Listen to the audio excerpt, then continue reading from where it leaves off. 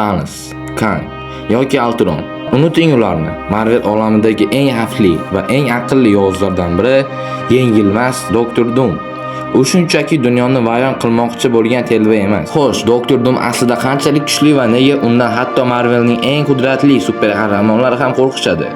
Buni hozir birgalikda bilib olamiz. Birinchidan, Doom yer yuzidagi eng aqlli insonlardan biri bo'lib, uning zehni Tony Stark bilan bemalol raqobatlasha oladi. Doom o'zi uchun shunday zirh yaratganki, uni nafaqat har qanday jismoniy zarbadan himoya qiladi, balki energiyani so'rib olish va qayta yo'naltirish qobiliyatlariga ham ega. Eng qizig'i, u vaqtni orqaga qaytaruvchi vaqt mashinasini ham o'zi ixtiro qilgan. Siz u bilan jang qilyapman deb o'ylashingiz mumkin, lekin aslida siz uning mukammal roboti, Doombot bilan urushayotgan bo'lasiz. U har doim hammadan 10 qadam oldinda yuradi, lekin uni temir odamdan ajratib turadigan boshqa bir jihati bor. Doom daho olim bo'lishiga bilan birga, u eng kuchli sehrgarlardan biridir.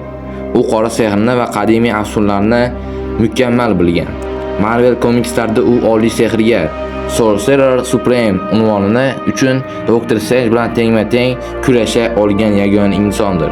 Ilm, fan va sehrning bunday uyg'unlashuvi uni tom ma'noda yengilmas jonzotga aylantirdi. Uning kuchi qanchalik cheksiz ekanligiga ishonmayapsizmi? Unda eshiting, Secret Wars voqealarida Doktor Doom butun Marvel koinotini qutqarib qoladi.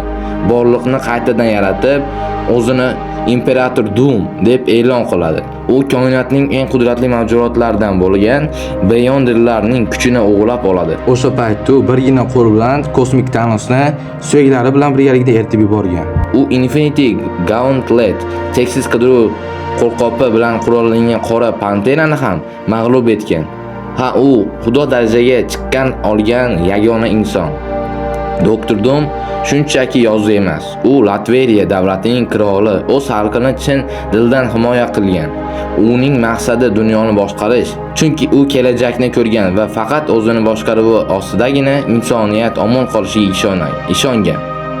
Yaqin orada Marvel kino olamida ushbu rolni afsonaviy Robert Downey Jr. ijro etadi. Xo'sh, sizningcha qasoskorlar ushbu daho va sehrgarni mag'lub eta olishadimi? Fikringizni izohlarda yozib qoldiring.